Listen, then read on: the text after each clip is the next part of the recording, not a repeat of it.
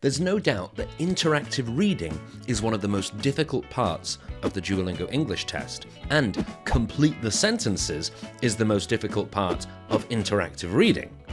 But with practice, it can become as easy as pie. Delicious apple pie. So, in today's video, we're going to do a lot of complete the sentences practice. So let's get started. Hello, I'm Francis from Last Minute English. Before we get started with our practice, let's do a 30-second review of interactive reading and complete the sentences. So interactive reading includes 5 different tasks, and complete the sentences is the first of those tasks. Overall, for interactive reading, you have around 7 to 8 minutes, and you have to decide your own time. So we suggest for complete the sentences, around 2, maybe 3 minutes. And in complete the sentence, you'll have a short text, and there will be around 7 words missing. And for each of the missing words, you have 5 different options to choose from. You have to choose the correct option to complete the sentence. Interactive reading and complete the sentences comes twice in the test, and it counts towards your literacy and comprehension subscores. Now, the last thing before we get started with our first practice question, and I promise we'll be quick, we'll get to those practice questions soon, I just want to give you a 4-step strategy for how to answer these questions in the best way possible. So step 1, you're going to try to quickly read the whole paragraph and just get a feeling for the tone. What's this paragraph about? What style is it? Then step 2, before you look at the 5 possible words for each space, try to predict what type of word should it be. Should it be a verb? Should it be a noun? What feeling should it have? Then step 3 is discard or get rid of the incorrect options. So when you look at the 5 choices for each word, probably 2 of them will be definitely wrong. So we can forget about those and we just focus in on the 2 or 3 that have a good chance of being correct. Then step 4 is to make your choice and, very importantly, read the paragraph again, because you might choose a word and then you read the sentence and you think, yeah, that doesn't feel quite right. And then you'll realize it's a different word. So reading before you click next is really important. Okay, so that's everything that you need to know. Now it's time for us to have a practice. We're going to do 7 sets of questions all together. For each one, I'm going to show you everything on screen. I'll give you 2.5 minutes to have a try, and then we'll come back and go through the answers together. And at the end of all 7, I'll give you an idea of what kind of score you could expect to get based on how many you got right. So I'll tell you that at the end. So except for that, it's time for me to go and have a lovely cup of coffee, and you're going to have a try at the first one. So complete these sentences now.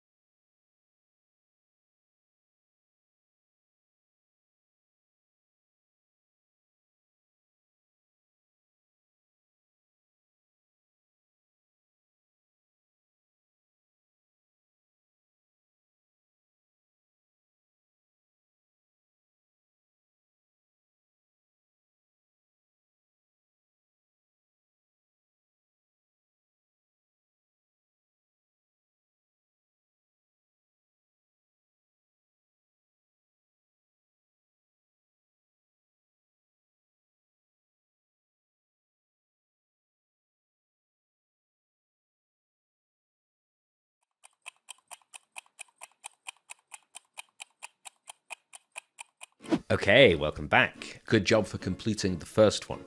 So let's take a look at the answers together. So it says, golf is a sport that combines skill, strategy, and patience, so putting those skills together. Played on vast courses, so very big green areas. It requires players, so it, the game, golf. Then for is the start of the next sentence, and it is while. And we know that because it says while something, something, something, comma, it also. So it's saying on the one hand, on the other hand.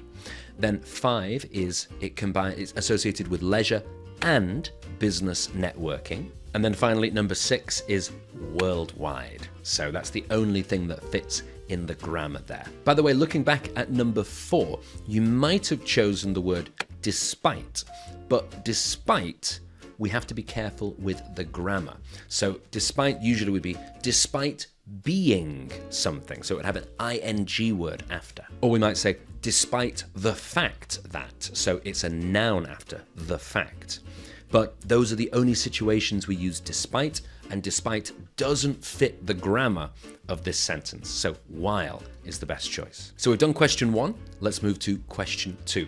And by the way, if you're enjoying this video and you want to get more DET practice videos and also videos for vocabulary and helping you improve all areas of the DET, make sure to like and subscribe down here. So question 2 is about food, all right? So I'm gonna go and have a sandwich, and you can answer these questions. 2.5 minutes, have a try now.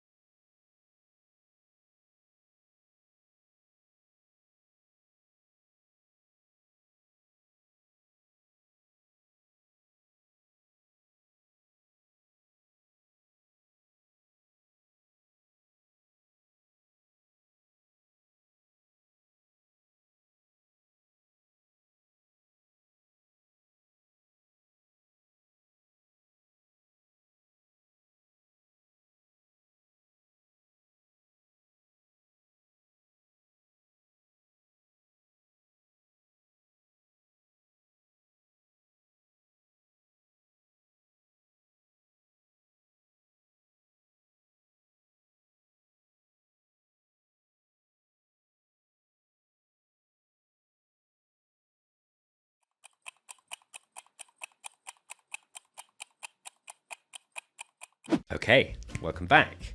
So let's take a look through these pasta-related sentences. So the first one, pasta is a staple. Pretty simple, that one, I think.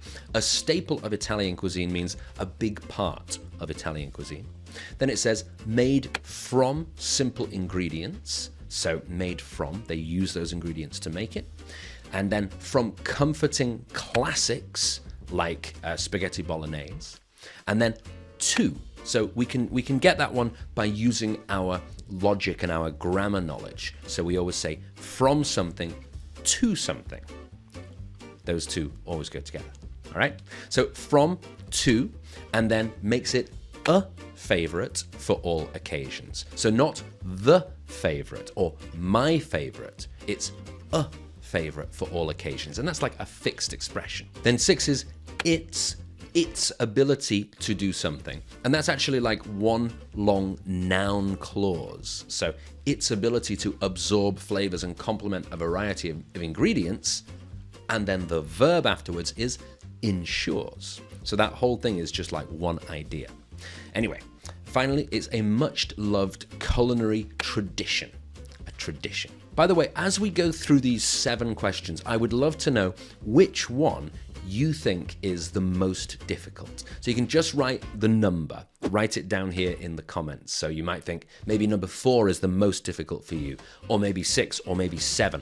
Just write the number in the comments so that I can see. So we've done the first 2 there, and if you got all of these right, or at least most of them right, then you should be getting at least 100 on the DET. And you'll see things start to get a little bit more difficult as we go, starting with question 3. All right, same again, 2.5 minutes. Have a try now.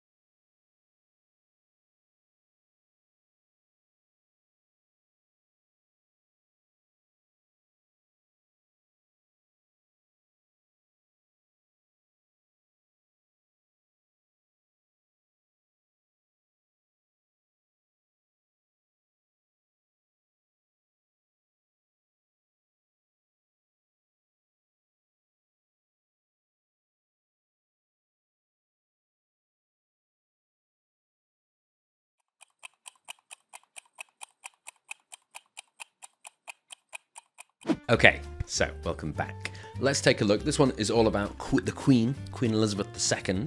So it says Queen Elizabeth II was Britain's longest reigning monarch, serving from 1952 until. So this is the other pair of from's other friend. We have from and to, and we have from and until. And they both mean kind of the same thing, except until is always talking about time. So from, until. Then born, this one was difficult. Born Elizabeth Alexandra Mary Windsor. So that means that was her name when she was born. She wasn't born the Queen. She was born with a kind of a normal name. Quite a long name, but a normal name. And then she ascended the throne after the death of her father. Her reign saw immense social and political change. So it's to see change. That time saw change. It means there were lots of changes that happened. And we'll see what some of them are. So the decline of the British Empire to the digital age. Now, you could have chosen digital clock. Digital clock is a real thing. But digital age is a much bigger idea. That means like the computer age, the internet, AI, things like that. Then the next one is her dedication, diplomacy, and sense of duty. That's another fixed expression, a sense of duty. And it finishes by saying, she remained a unifying figure. Unifying means she brought people together. And again, that is a collocation. Collocations, words that often go together.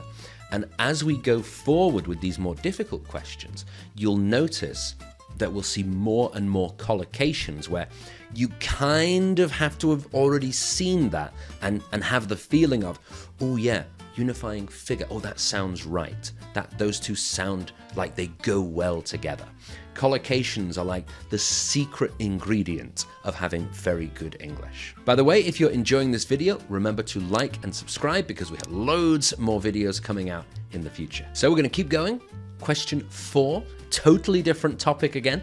By the way, all of these 7 are on totally different topics, so there's lots of good vocabulary for you to learn as well. And it's really important for you to be very comfortable looking at lots of different types of texts about different subjects, because you never know what's going to come in the exam.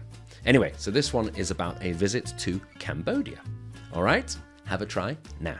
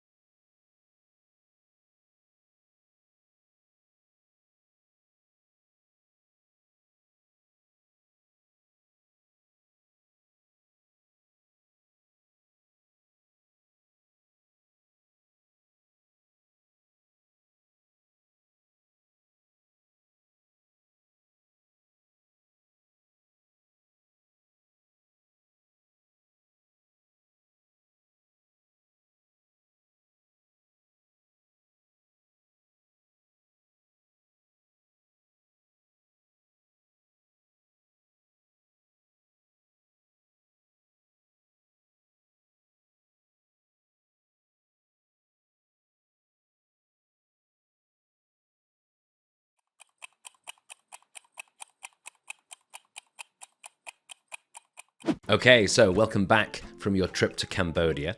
Let's talk about that trip. So we start by saying visiting Cambodia was an unforgettable experience. It can't be living because we're talking about a holiday, right? And also living, it doesn't make sense for the grammar. It would be living in Cambodia. But visiting, we don't need in or on or to, just visiting Cambodia. And then, from the moment I arrived, I was struck. This is a tough one. Struck is the past tense of strike. So, to be struck by something means that you notice it straight away. Immediately you arrive and you see things, you hear things, you feel things. They strike you.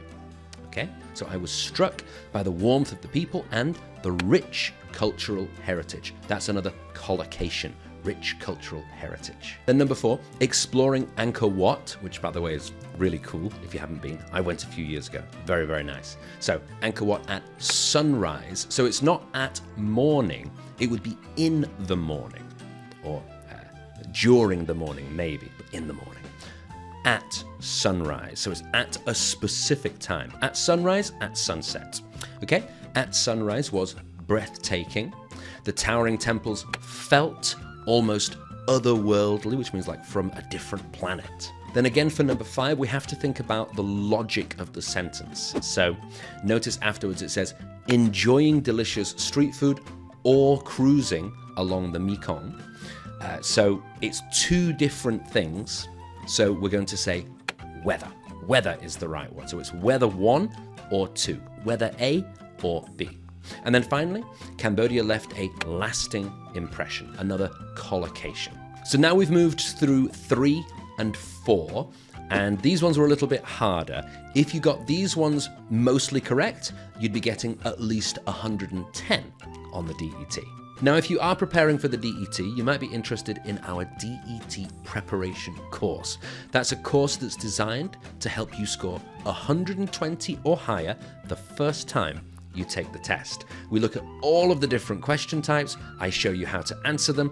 I give you loads of resources that you can learn and you can prepare. It's a really good way of making sure you save money. You don't have to take the test again and again. You can pass first time. The link is just down here. And now it's time to go scientific. So for me personally, this one would be much more difficult. If you know about science, if you're a scientist or you're studying science, this one might be a little bit easier, but definitely this is going to be a bit more challenging for most people, all right? So question 5, let's have a try now.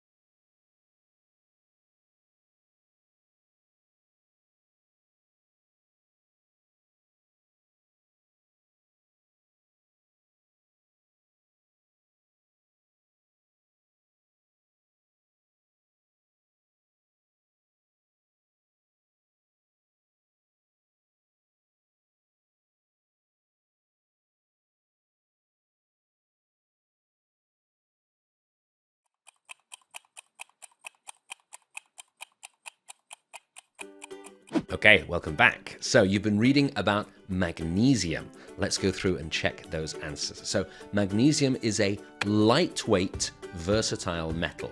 So there were only a few adjectives there. We know it has to be an adjective because it's before metal, which is the noun. The other main adjective there that could make sense was metallic, but you wouldn't say a metallic metal. it doesn't make, it's the same thing. You just don't need to say metallic. So a lightweight, it doesn't weigh very much.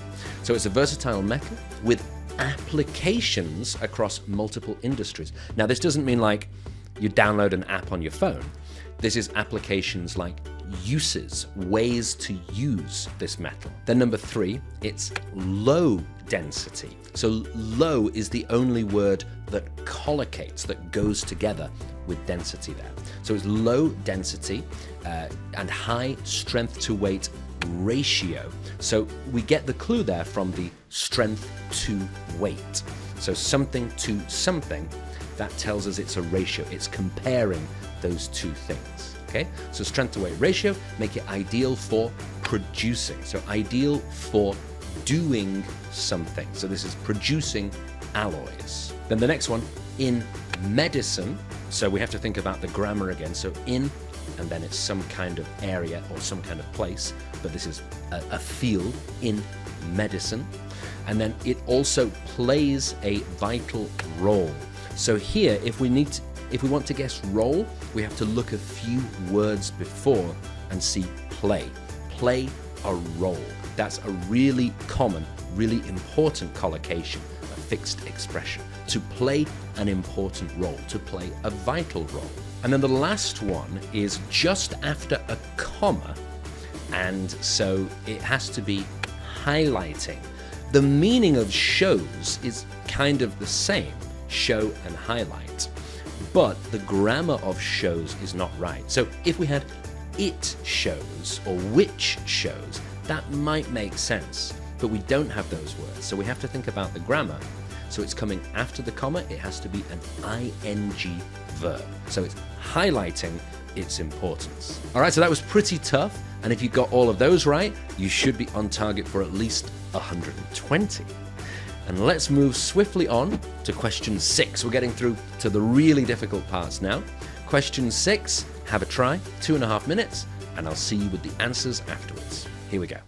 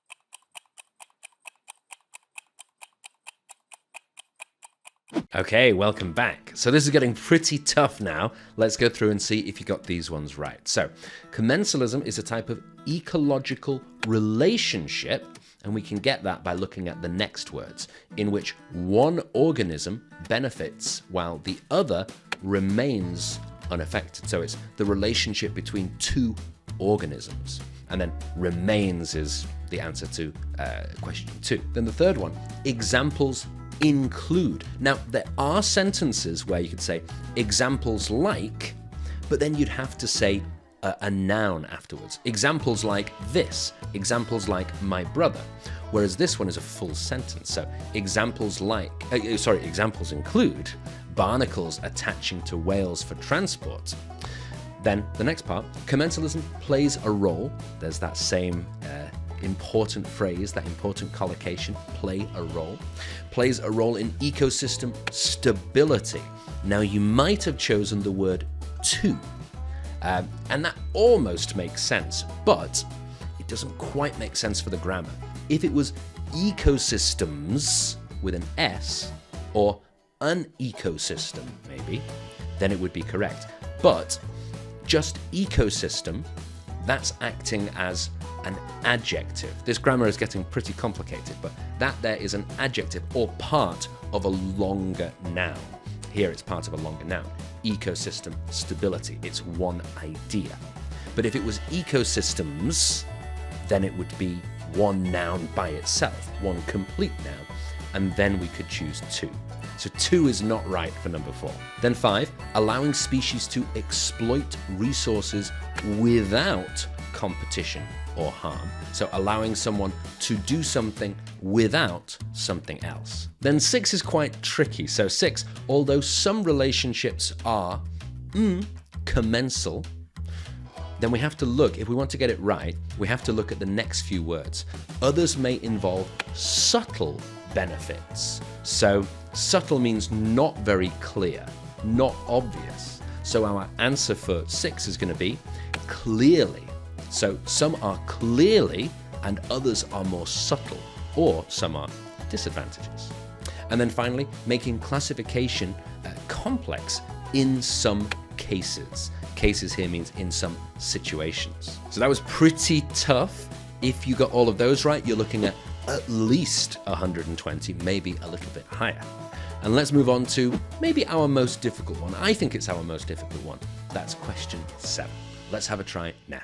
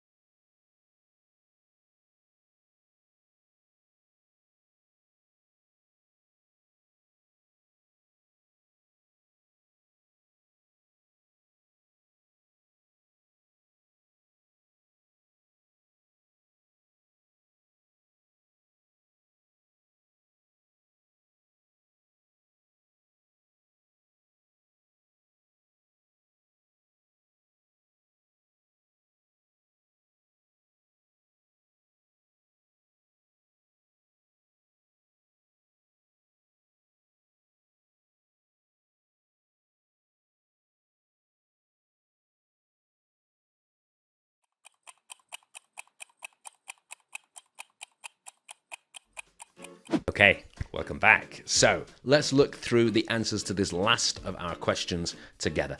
This one is political, it's political science. So there's a lot of very specific language here that could be quite difficult. That's why I think it's the most difficult. Although personally for me, when I went to university, I studied politics. So I know a lot of these words. But I think if I hadn't studied politics, this would definitely be pretty tricky.